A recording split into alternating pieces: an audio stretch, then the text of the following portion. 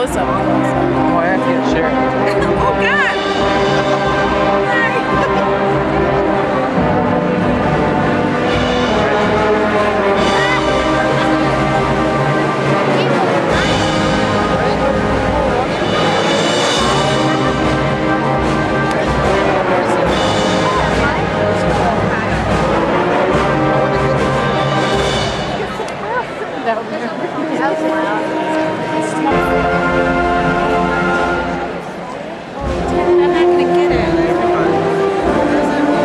I'm race. That's light later. That's music.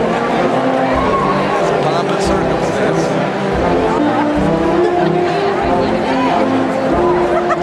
She's like, why?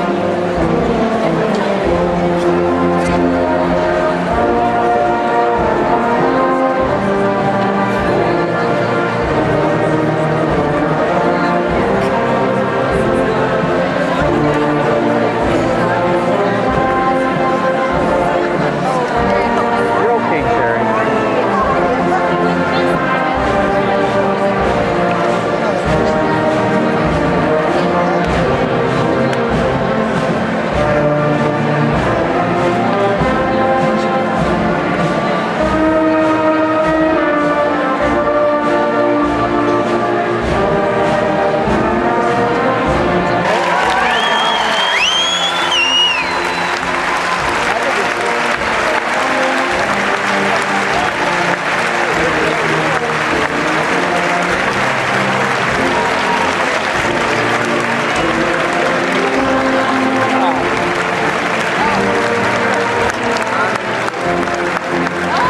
You're okay. You're all right, Sherry.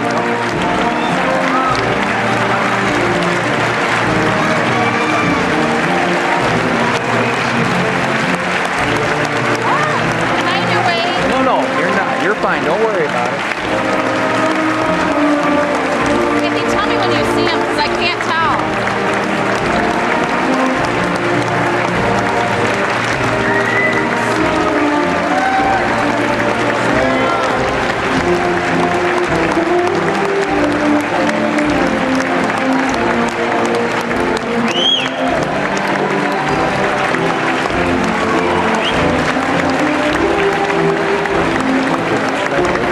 Yeah. Yeah? Can't really see it. It's pretty dark.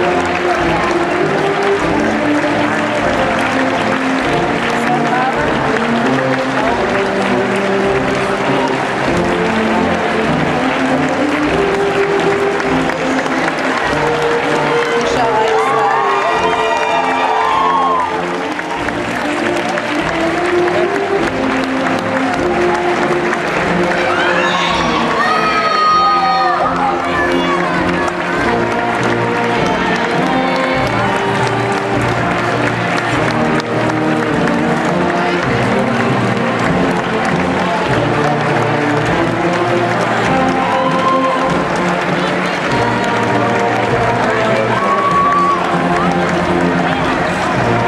Yeah, it doesn't end.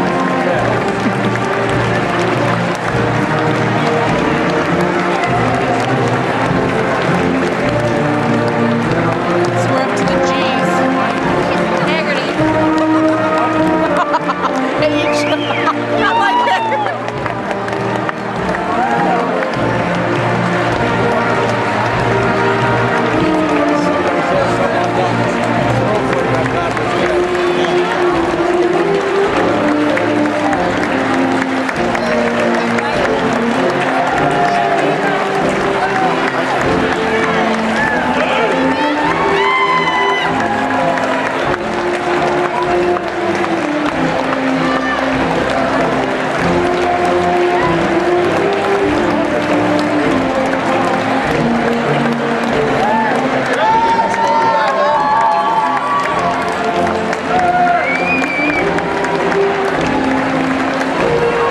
He's got his papers in it.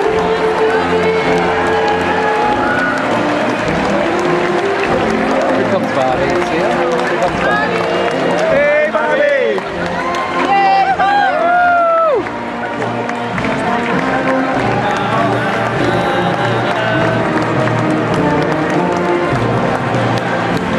Aw, just stop. How nice.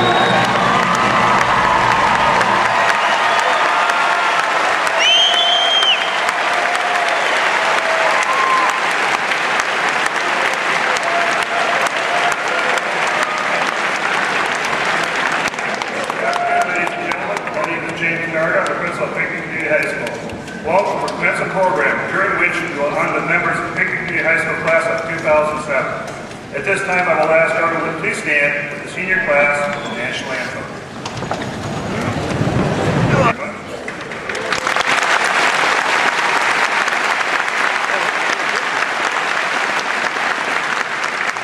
At this time, it is my pleasure to introduce the dignitaries joining us today.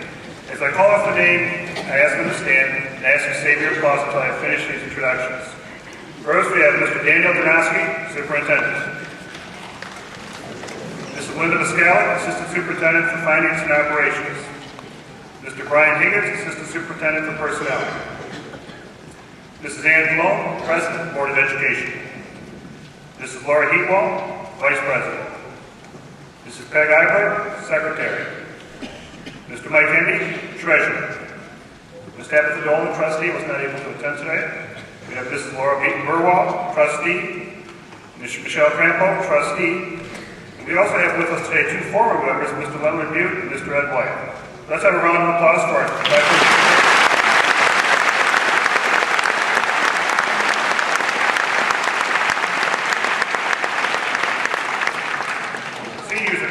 part of your success today is due to our dedicated staff.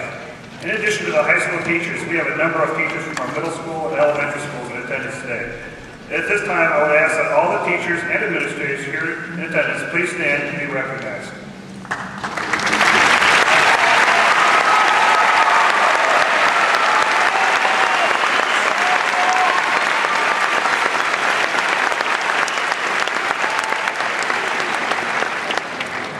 I would like to introduce the Superintendent of the Pickett Community Schools, Mr. Daniel Donosky. State and national level in a wide variety of areas, from robotics to drama and music. They demonstrated benevolence through blood drives and collecting food and clothing for the less fortunate. They won championships in athletics and excelled academically. This type of success is a reflection of the leadership provided by the senior class. I will introduce to you now the President of the senior class, Mr. Robert Hogue.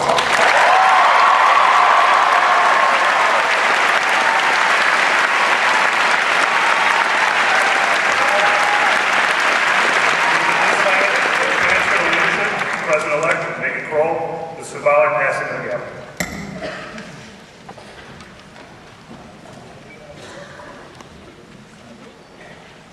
All right, well, now my time at PHS has come to an end. But next year's president will do great things. Megan Kroll is a powerful leader and always has done great things for our school. She's extremely intelligent and devotes so much of her time to her school and community. I can't think of a better person to replace me as president, and I have the utmost faith in her and all the work she has done already for her senior class in 2008. It's my honor to pass along the gavel to such an outstanding individual and a great friend. Thank you, Megan.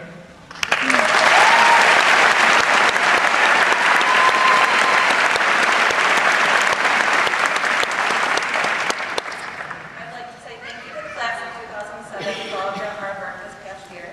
We appreciate everything you have done. I look forward to carrying on the traditions next year. And on behalf of the class of 2008, congratulations to the class of 2007 and good luck in your future.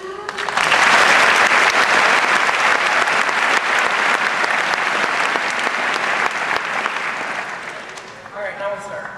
Congratulations, we are the graduating class of 2007.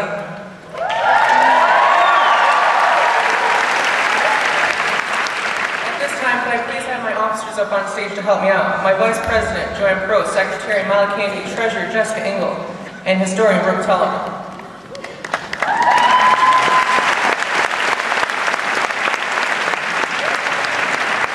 Which proved what we were capable of accomplishing. But today's celebration of kindergarten through 12th grade. What seems like a lifetime ago, we were all little kids eating mac and cheese, watching Nickelodeon and Power Rangers, without a care in the world. Between now and then, so much time has passed. Today, instead of taking our steps into the kindergarten bus, we are taking our steps across the stage for our diplomas. Roger Fulgham said it best. All that I really need to know about how to live and how to be, I learned in kindergarten. Wisdom was not atop the graduate mountain, but there in the sandbox at nursery school. These are the things I learned. Share everything. Play fair. Don't hit people. Put things back where you found them. Don't take things that aren't yours. Say sorry when you hurt someone. Wash your hands before you eat. Flush. Live a balanced life. Learn some and think some. Draw, paint, sing and dance, and play and work every day some. When you go out into the world, watch for traffic, hold hands, and stick together. Beware of wonder. Remember the little seed in the plastic cup? The roots go down and the plant goes up, and nobody really knows how or why, but it does. Everything you need to know is in there somewhere. It is still true, no matter how old you are, when you go out into the world, it is best to hold hands and stick together. Stage of schooling. Starting in 5th and 6th grade, we learned many new things. We learned the road rules, how to work an extremely undersized locker, or a locker that Emmy Warnstrom could easily make into her own small living quarters. How to deal with rec time instead of recess, what to do when we heard, ding, ding, ding, that's the bell, and how to work as a team. Next, we made our journey across the parking lot to 7th and 8th grade, where we moved from a social to a dance. Unfortunately, rec time was eliminated. Kids got their first blow-off class making those delicious Otis Spunkmeyer cookies in the porthole. We received a day of relaxation if we got a 1 or 2 on our report cards, while the 3s and 4s suffered through a day of cleaning in their teachers' classrooms. And we were scared to move on to high school because our teachers told us it was going to be difficult. During those 4 years of middle school, we thought we were on top of the world and nothing could bring us down.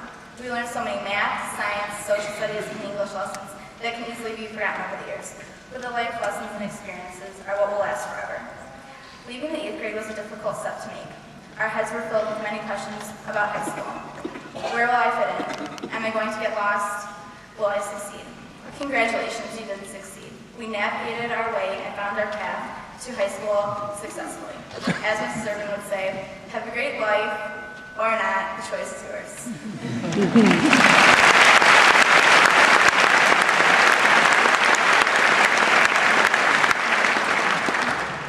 High school.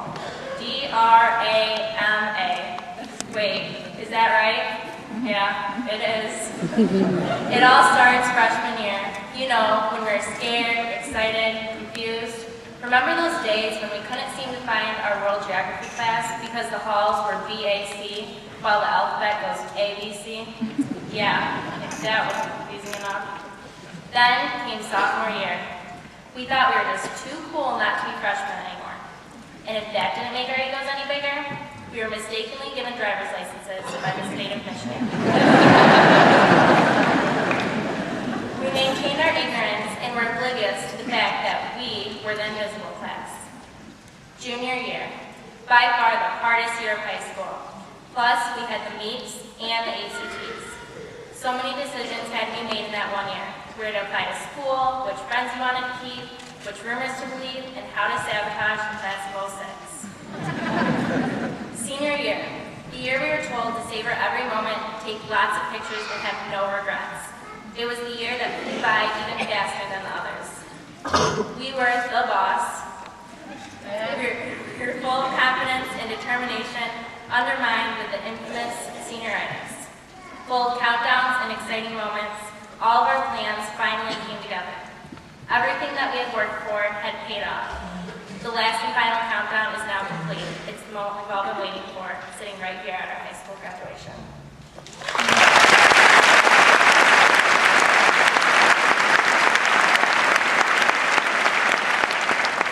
I can't talk about recess. I can't say anything about the TV morning announcements, or even about the drama, but that is because we have not yet created our future. I'm not sure if anyone's ever told you this before, but the future's in your hands.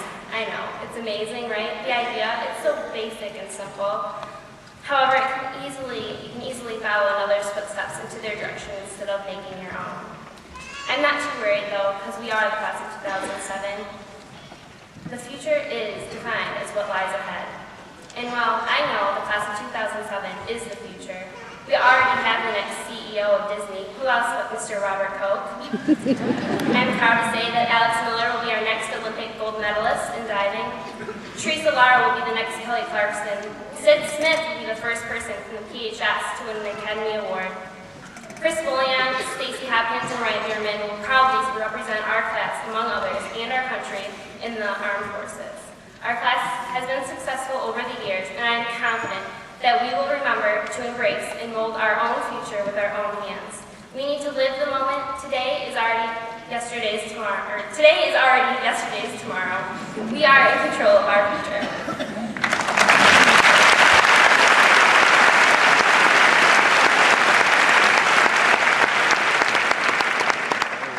All right, high school has been a life-changing experience, not only for me, but for everyone in our class. Personally, I've changed a lot over the past few years, and it's been a great ride. For example, Camp Skyline. For those of you who have been fortunate enough to attend, I'm guessing it ranks highest among your best high school memory and best weekend ever. For those of you who went this year, you know how much it has changed my life. When you think back to a person in your life that's really made a difference, I'll bet it wasn't an actor, an athlete, or a singer. It was probably your teacher, your parents, or a coach that took the time to help you become the best you can be. Sometimes people come into your life and you know right away that they were meant to be there, to serve some sort of purpose, teach you a lesson, or help you figure out who you are and who you want to become. You never know who these people may be, but you know at that very moment, they will affect your life in some profound way. Looking back on freshman year, there was a moment of high school that I will always remember. It was first hour, the first day of school, probably around 7:35 a.m. Right after the morning announcements, my teacher said something to me I will never forget. It stuck with me over the years. You can exist or you can live.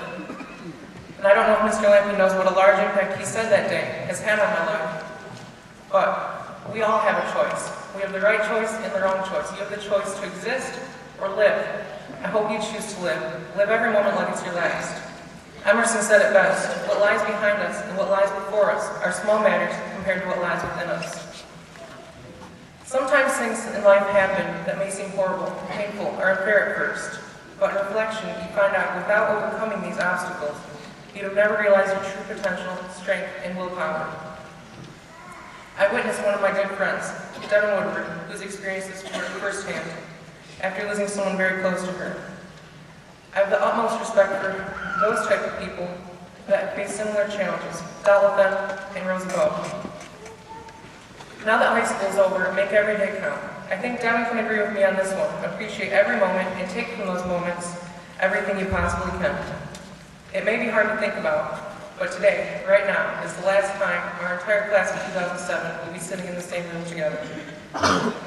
Even though we can't take the people with us, the memories we've made are things we can cherish for a lifetime. So take it all in today, because it may be your last chance to be with and say goodbye to your friends from Pinckney High School.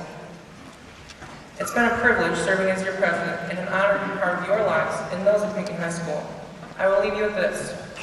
Life is too short to wake up in the morning with regrets, so love the people who treat you right, and forget about the ones who don't, and believe that everything happens for a reason.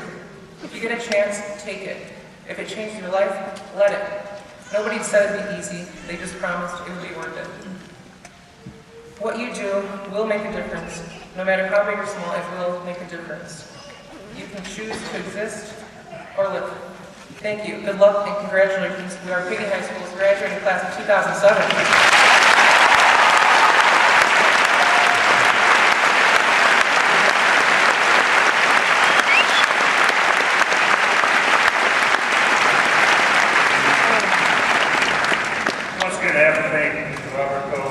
Officers of this year's class for just doing a phenomenal job. Thank you, Robert. Great. And I want to wish Megan good luck. I'm very confident you'll also do a fine job next year. We will now have the valedictorian address, which will be presented jointly by valedictorians Ryan Grant, Danielle Stahlbaum, and Anthony McClafferty. Each of these students will be graduating with a perfect 4.0 grade point average.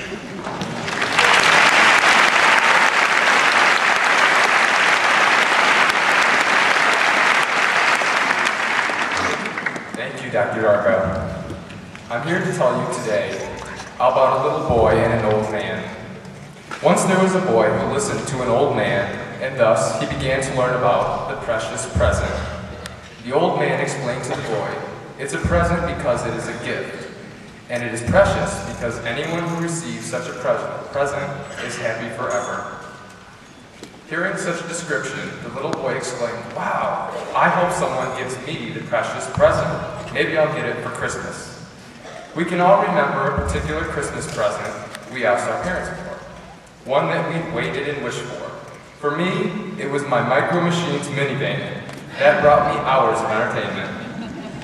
The little boy in the story, being far more wise than I, thought more about what the old man said, and he realized that the joy of toys never lasts forever, and he began to feel uneasy. The boy returned and asked the old man, "Is the present a magical ring? One that I might put on my finger and make all of my wishes come true?" "The precious present has nothing to do with wishing," the old man advised. The little boy grew older with each passing day, and before the old man's eyes, he had become a young man. The little boy became annoyed with his wise old friend. He eventually confronted the old man and said, "If you really want me to be happy, why don't you just tell me what the precious present is?" The old man replied, "I'd love to, but I do not have such powers." "No one does." And the young man packed his bags. He left where he was and he went elsewhere to look for the precious present. For many frustrating years, he looked for the precious present, but he eventually grew tired. He never missed a lesson in school, and he read all the latest books. He was even a senior there on senior skip day. He looked in the mirror and into the faces of other people. With time, the once young man returned, wearily to the old man's side. He was now very unhappy and often ill. He needed to talk with the old man, but the old man had grown very, very old. And all too soon, he spoke no more. The wise voice could no longer be heard, and the man was alone. He initially felt sad by the loss of his friend, but fear quickly entered the man's heart. He was afraid that he would never learn how to be happy. He'd grown so tired of trying that he simply stopped trying. We've all learned that giving up never results in success. Being defeated is a temporary condition, but giving up is what makes it permanent. The man began to think of the times he shared with the old man. He had once loved to spend time with him. He felt happy in his presence. It wasn't that the old man's life was so trouble-free and he didn't appear to have a lot of money. In fact, there was no apparent reason why the old man was so much happier and healthier than most people. The once young man finally accepted what had always been true. He was the only one who could find his own happiness. The unhappy man recalled what the happy old man had told him many years ago, but as hard as he tried, he could not figure it out. And then, it happened. He didn't know why it happened, when it happened, it just happened. He realized that the precious present was just that, the present. Not the past and not the future, but the precious present. In an instant, the man was happy. He realized that he was in the precious present. He raised both of his hands triumphantly into the fresh air, and he was joyous for one moment. But then, just as quickly as he had discovered it, he let the joy of the present moment evaporate. He slowly lowered his hands, touched his forehead, and frowned. The man was unhappy again. Why, he asked himself, didn't I see the obvious long ago? Why have I missed so many precious memories? Why has it taken me so long to live in the present? As the man remembered his fruitless travels around the world and searched for the precious present, he knew how much happiness he had lost. He'd missed a great deal, and he felt sad. The man continued to berate himself, and then he saw what he was doing. He observed that he was trapped by his guilt about his past. When he became aware of his unhappiness and of his being in the past, he returned to the present moment, and he was happy. But then the man began to worry about the future. Will I, he asked, be able to know the joy of living in the precious present tomorrow? Then he saw that he was living in the future, and he laughed at himself. He listened to what he now knew, and he heard the wisdom of his own voice. It is wise for us to think about our pasts and to learn from our pasts, but it is not wise for us to be in the past, for that is how we lose ourselves. It is also wise to think about the future and to prepare for our futures, but it is not wise for us to be in the future, for that too is how we lose ourselves. And when we lose ourselves, we lose what is most precious to us. Now he knew why he had enjoyed being with the old man. The old man was totally present when he was with the younger man. He wasn't thinking about someone else or wishing he was somewhere else. He was fully present, and it felt good to be with such a person. When we leave today as high school graduates, we can choose to be happy now or we can try to be happy when we graduate from college, or if we finally buy that new car. But listen to the voice of the old man and choose to be happy now. Some people choose to receive the precious present when they're young, others in middle age, and some when they're very old. Some people sadly never do. We can choose to receive the precious present whenever we want. Our past was the present, and our futures will be the present. The present moment is the only reality we will ever experience. But grandparents, aunts and uncles, moms and dads will still take the checks at our parties.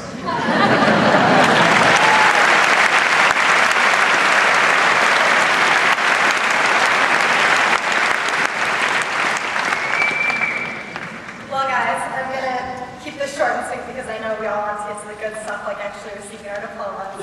This afternoon is a special afternoon. It is a time for us to remember the good times we've shared and the memories we've made. It's a time for us to reflect upon our lives at Pinckney and to be grateful. We've been surrounded by so many wonderful people, from teachers and administrators to coaches and mentors. They've each dedicated their lives to the progress and improvement of each of our own lives. This afternoon, I want to thank each and every one of them.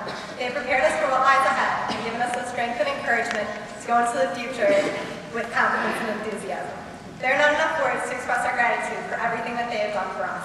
Whether it was staying after school to help with that sticky calculus problem, or just to smile and a bit of advice on a bad day, they have inspired us to dig deeper, reach higher, and push further to obtain both knowledge and happiness.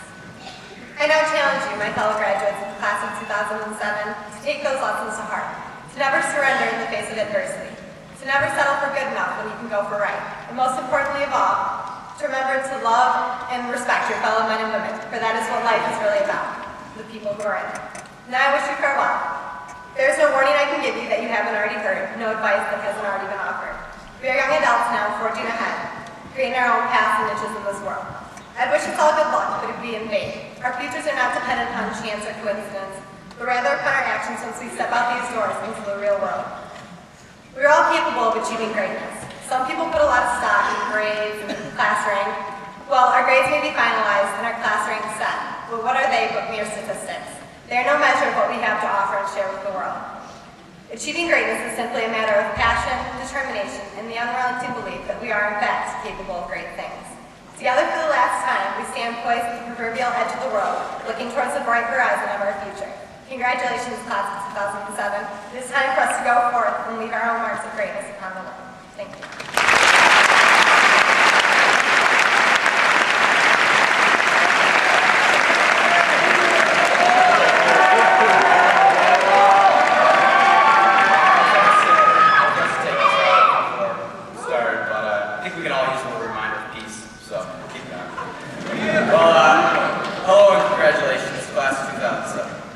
Before I begin, I'd like to dedicate this speech to my grandfather who passed away earlier this week. He truly embodied a sense of educational curiosity, and throughout his life, he was always striving to learn new things. And in many ways, his example has inspired the contents of the speech. Alright, well, instead of a speech, I'd originally planned to do an interpretive dance of our last 4 years of high school. To the tune of Leanne Womack's I Hope You Dance. But Ms. Womack refused to approve the release of her song after seeing my routine, citing the fact that she hopes I never dance again. So here goes the backup plan. My mom told me I should probably use this opportunity to inspire my fellow graduates to go on and accomplish great things in their lives. You know, that we are the future leaders of the world, and we, the educated, are the ready to take on any challenge life presents us kind of thing. You know, we've all heard it before. Well, let's face it. What is said here and now is not going to drastically change any of our potential to succeed in the years to come. Realistically, as far as the future is concerned, the majority of us are just trying to figure out where we're partying tonight. I heard Sonny Campbell's house is going to be off the hook. 875 Payroll Court. See you guys there? Oh, and side note, I'd like to thank Dr. Darga for not asking me to do my speech. Sorry, I'm pretty calm right now. I don't think many of my teachers would need free reign to speak in front of all these kind of people, but more power to you. So I was thinking, I kind of got the shaft, because I have one more homework assignment, you know, this speech. Well, that one was finished Friday. I mean, I don't want to sound ungrateful. I can't think of anything more rewarding than having everyone sleep through the speech today. Except for perhaps having everyone sleep through my dance routine. Damn you, Womack! But then I realized, I have the upper hand. You see, all of us have worked very hard these past 4 years to get to this point. Assignment after assignment, tests, quizzes, and final exams. And after all this work, I stand before you as the last valedictorian speaker and as one of the final barriers to you receiving your diplomas. Oh, sweet revenge. Alright, back to this inspiration I was talking about. Given our previously mentioned preoccupation with tonight's festivities, I figured the only way I'm getting anything across is by tapping the subconscious. I mean, if the hypnotist at the Senior All Night can make Austin Kavanaugh convinced that he's having a baby girl, but I'm sure I can inspire all of you to go out and get a job. So drift off into that suggestive state, and let me drop some knowledge on you. Alright, so dig it. In 10 years, we're not going to remember the facts and theories we learned in high school. Honestly, most of us have already forgotten. But what will stick with us are the experiences we've had in high school. If I've learned one thing in my time in high school, it's the fact that you will get suspended if you don't take off your hat when you enter the building.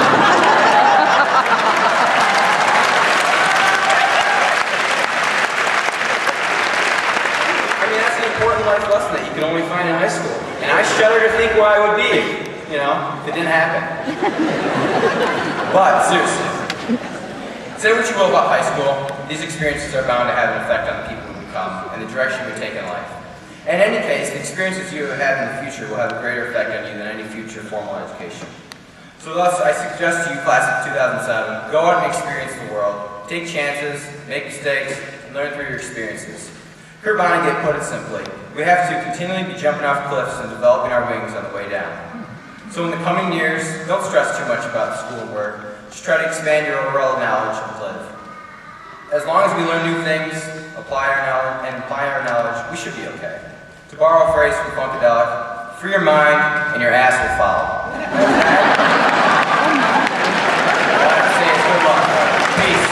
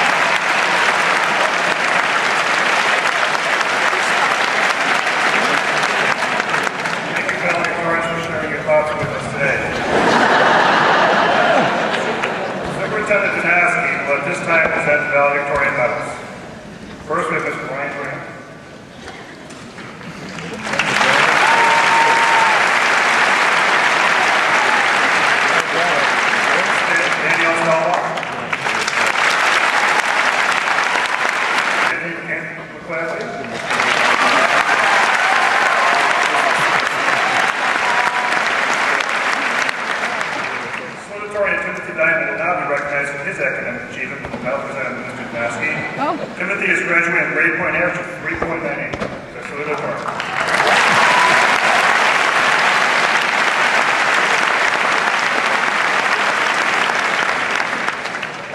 Mr. Brian Higgins will at this time recognize the top scholars of this year's graduating class. Mr. Higgins. Many trails and paths. Some are easy to walk, some are comfortable to walk, and others are dark with a lot of brush. Remember that in your life you have a choice. You can always choose to take a new and different path, and you can even choose to pave your own way.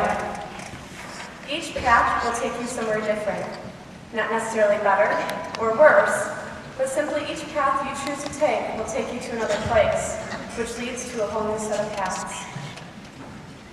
If you don't like the path you're on, choose a new one. Remember to listen to those who have been down that path before. Don't ignore them, but take their stories of their journey and reflect on it. Use their experience in your own self-reflection. Ladies, learn how to be independent and to rely only on yourself if need be. Look for your own individuality and be proud of the real you. Also, ladies, be kind to one another. For some reason, we continue to bring each other down. Instead, lift each other up and face problems head on, and you'll be all the better for it. Gentlemen, don't let chivalry die.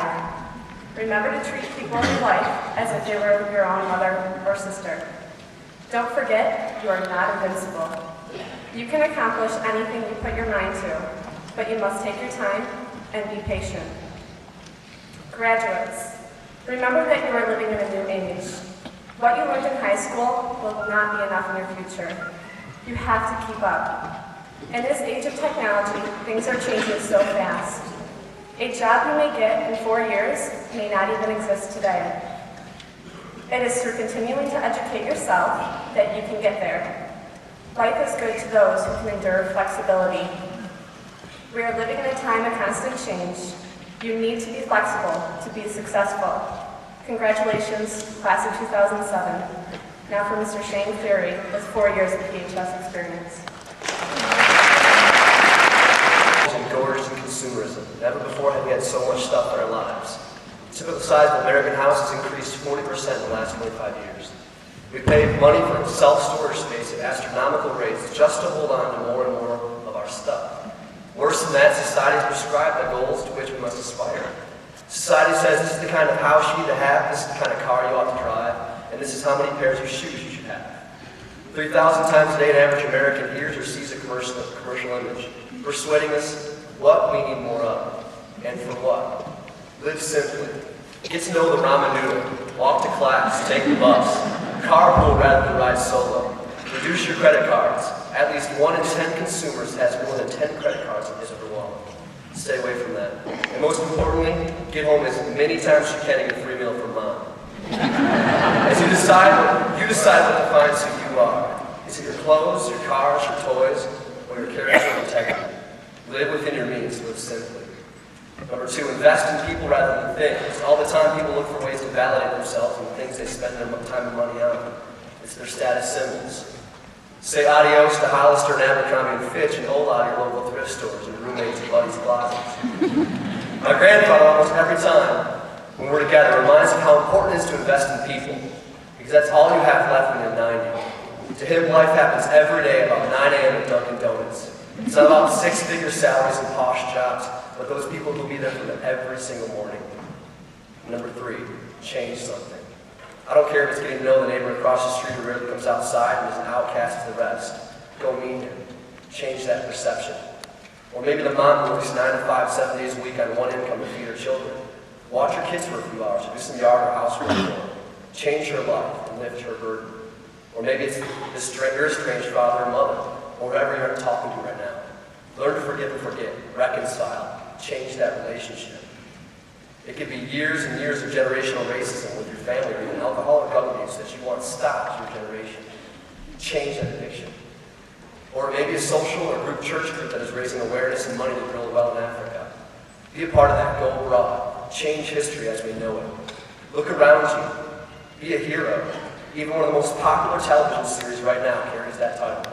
It's because the world is dying for heroes, history makers that stand for something. Be a generation that changes history. We're watching you, graduates. Lead the way. And now, it's Spanish Universe.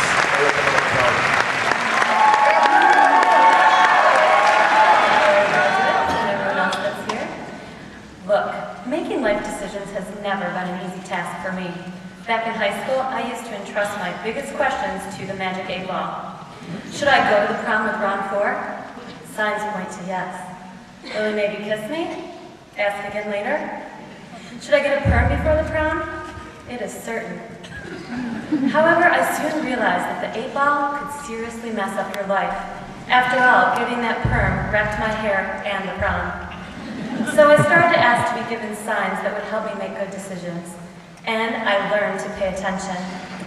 A while ago, after asking for a sign to help me with a problem, I found myself in a bookstore in Ann Arbor, searching for something.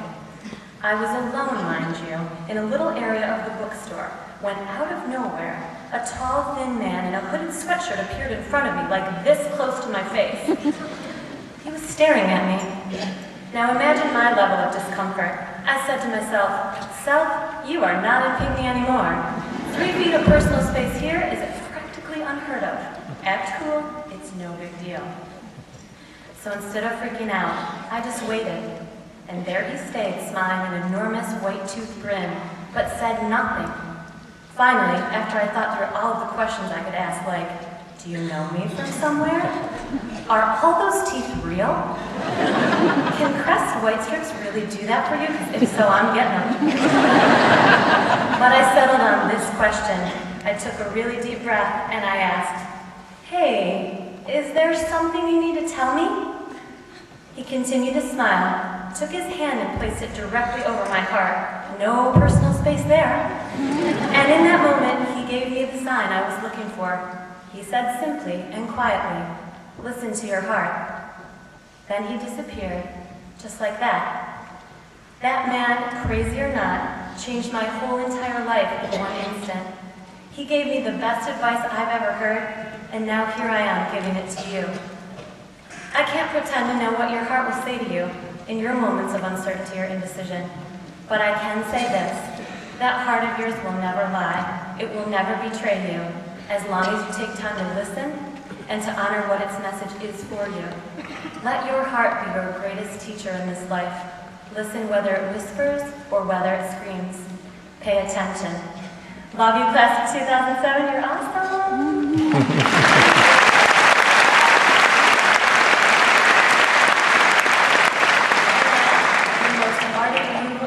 Fan that I know, Mr. Dan Graybeck, will be talking to you.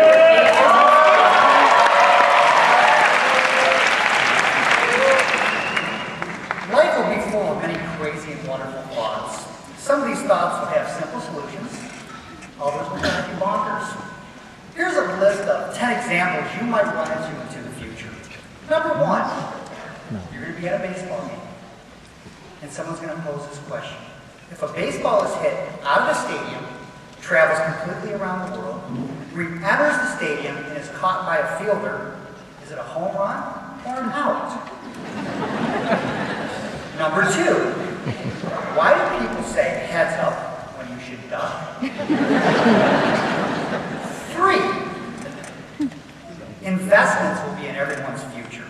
So when you decide to go to an investment firm and spend all your money and invest it, ask the person handling your money why he is called a broker. Number 4, I'm assuming all of you will get sick in the future and will have to visit a doctor. Don't you find it worrisome that when you go to the doctor's office for help, the doctor refers to it as their practice? Number 5, while listening to music, inevitably people start to snap their fingers. When you snap your fingers, does the sound occur when your middle finger releases from your thumb, or when your middle finger hits the palm of your hand?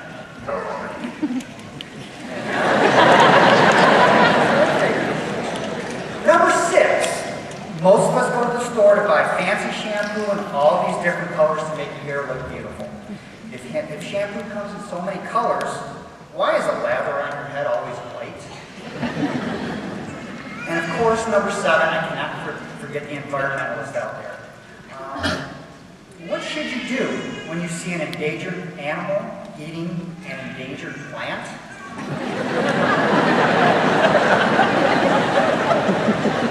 When you find the answer, please let me know so I can pass that on. Number 8, most times people look at expiration dates on food items. They're always on there. So the next time you open up your refrigerator and pull out the sour cream, ask yourself why it has an expiration date. Number 9, vacations, planes, the fear of flying. Will we crash? No worries. You do know that all planes have that little indestructible black box. Have you ever wondered why they can't make the whole plane out of that same substance they make the black box out of? And number 10, finally, you're going to run into the whole male versus female thing. So I guess the question to ask, if a man is talking in the forest and there is no woman there to hear him, is he still wrong?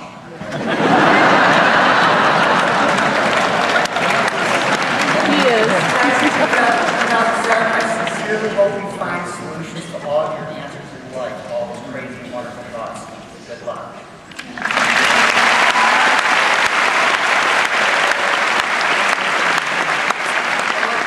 Next speaker. 2 weeks ago, I ran into a former student. He said, "Hi, Mrs. Burkholder, do you remember me?" I said, "Of course, Brian." He said, "No, Steve." As soon as he said his name, I remembered his last name family, where he sat in my classroom, that he was a football player.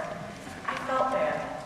After that incident, I thought about the fact that in 10 years of teaching, 3,000 amazing young people have walked through my classroom door. That number triples for people who've been working in the building for 30 years or more, so keep this in mind. It's tough for us to remember the name of every student we have. To make things worse, believe it or not, your physical appearance will change over the next 10 to 20 years. But see, mine will not. In fact, the entire staff plans on looking exactly the same as they do right now for as long as possible. We're going to fight the aging process like you fought Mrs. Knudsen with a cup of coffee in your hand and a hat on your head. So when you recognize us at Bush's at the video store, please say something like, "Hi, Mrs. Burkholder, it's me." Fill your name in there. And please continue to update me on your life. I would love to hear what you've done and the experiences you've had since you left us. I love running into students who are receiving emails about their schooling, jobs, marriages, travels, children, or any other milestones, big or small. We do care, we always will, and we wish you nothing but peace and happiness. God bless you all, and now I'd like to introduce the PH teacher of 10 years and the Pinckney Pirate football coach of 9, Mr. Dan Burkholder.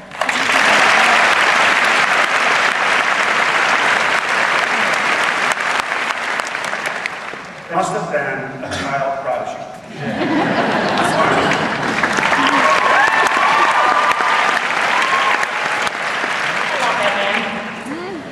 Where am I ever going to use this? This is a question that I get often in my math classes. Ooh, I even saw parents shiver up there when I mentioned the word math. I usually get that question when the lesson I'm teaching is very difficult and very challenging. Well, there are a lot of times in life that are very difficult and very challenging. You just can't skip them and not face those times because they're hard. You can't just do the odd problems in life and skip the even ones, if you know what I mean. When life hands you those difficult and challenging moments, how are you going to handle them?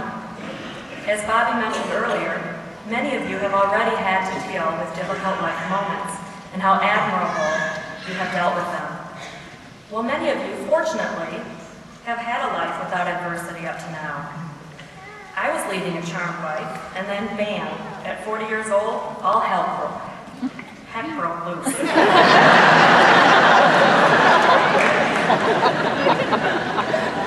How I chose to deal with those new challenges, and how you choose to deal with them, will say a lot for how your life will turn out. One thing that I hope you have gotten out of my classroom, and high school in general, is perseverance. Hopefully, PHS has given you skillful tools to help you solve problems. Use your resources, try something, but most of all, when faced with challenges, don't give up. Persevere. Don't be satisfied with taking the easy way out or making excuses. Face your problems head on. Count on your loved ones to support you. And when you do solve these problems and get through the hard times, use what you have learned to face your next challenge. One thing I do know, the book of life does not have the answers in the back. It is up to you to persevere, figure it out, and move on to a successful life. Congratulations, class of 2007. I wish you a life of happiness and no regrets.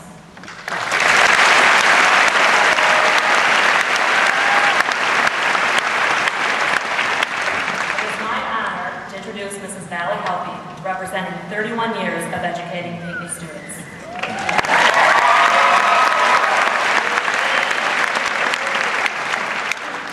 Well, when I first thought about what I was going to say to you today, I first thought I was going to say something from Shakespeare.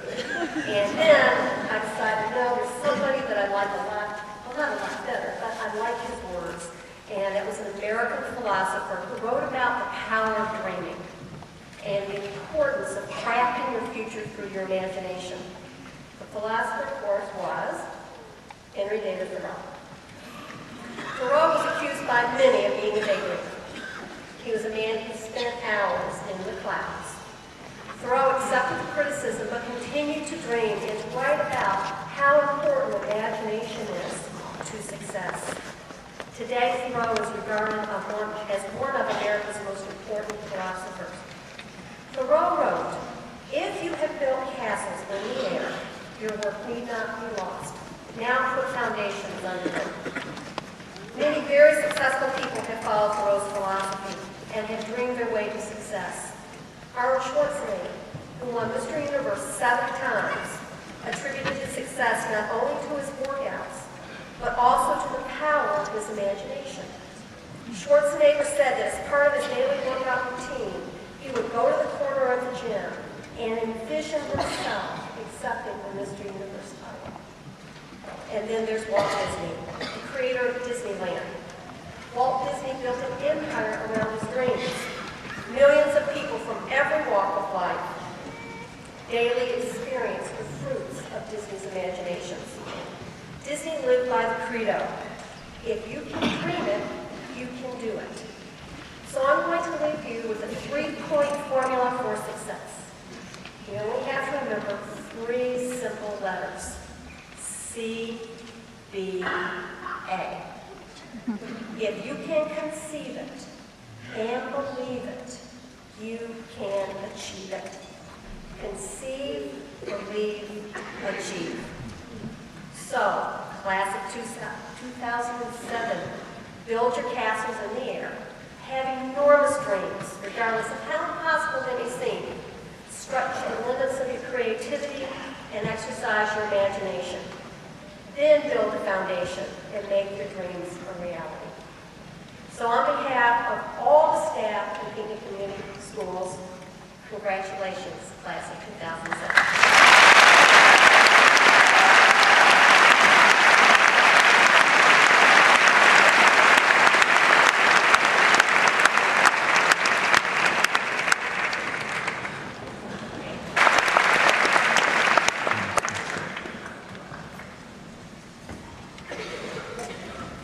At this time, I will ask that the first row of seniors please stand.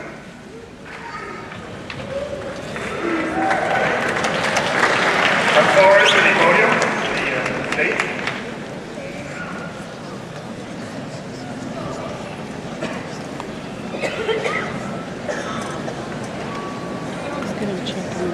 I know, I got it. Sweeper, Myers, let's begin the presentation of the poems.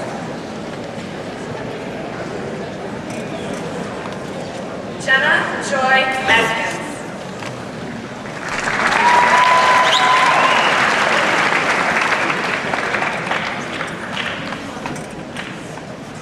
Ashley Lynn Ashelman.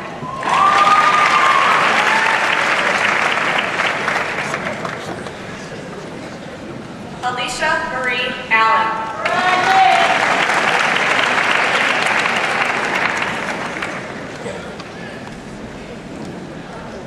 Tamara Bassman Elsmari.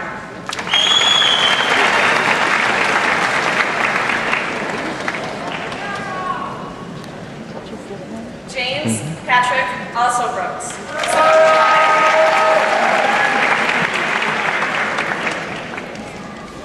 Brandy Lynn Arthur. Brianna Lynn Ashbach. Anthony J. Mastralago, magna cum laude. Stuart John Orr.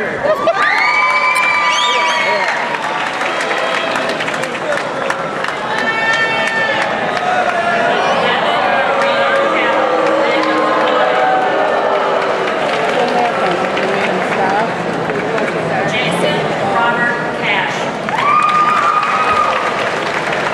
Did you get me on the video? Get me on the video. Let's hold that.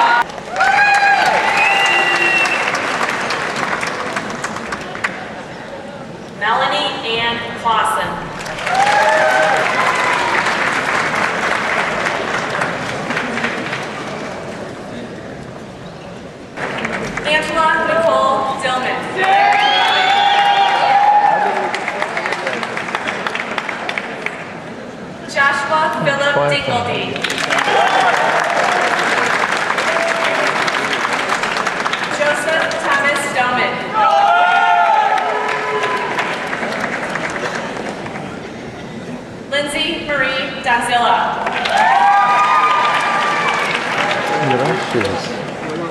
Courtney Ann Donovan.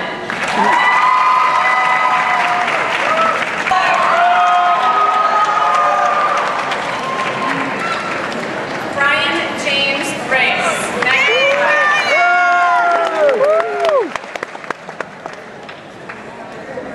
Sarah Ray Rasmussen.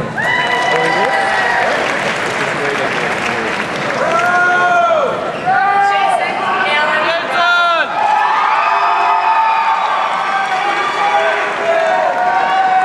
Chelsea Ray Reardon. Elizabeth Ann Rapp. Matthew Kevin Zorla.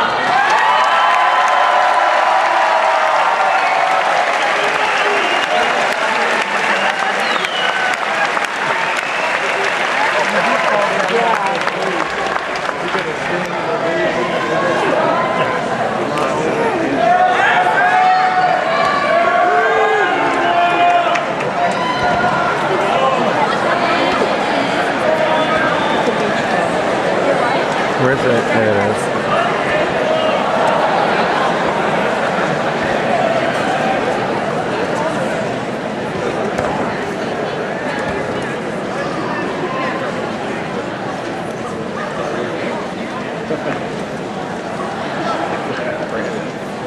This concludes the presentation of diplomas. Parents, guardians, relatives, and friends in attendance today, please bear witness to these 360 fine young people graduating on this wonderful day. Seniors, will you please stand?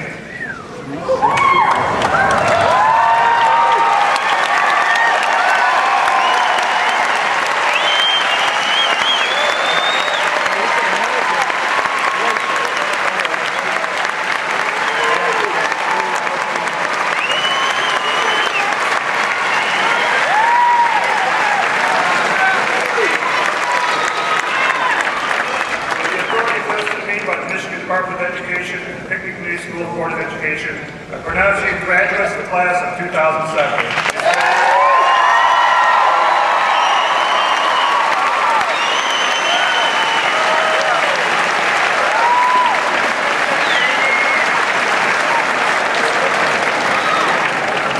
Before we conclude the ceremony, the major contribution the parents and guardians have made to these fine young people needs to be recognized.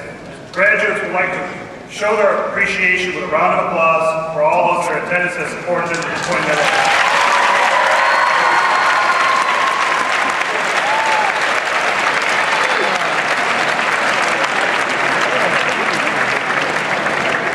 Graduates, as you go forward, everyone in attendance today wishes for you continued success and that your journey through life be very rewarding. This concludes the graduation ceremony. I request that the audience remain in their seats until the recessional is complete. At this time, Mr. Robert Koch and the platform graduates will be leading the graduates in traditional tossing of their caps. Mr. Koch?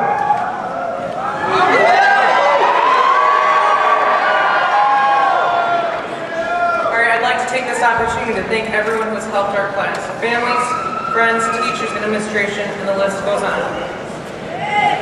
This is only the beginning. Go out there and do the best you can and have fun while you're at it. This is it. We're done. Mission accomplished. On the count of 3. 1, 2, 3.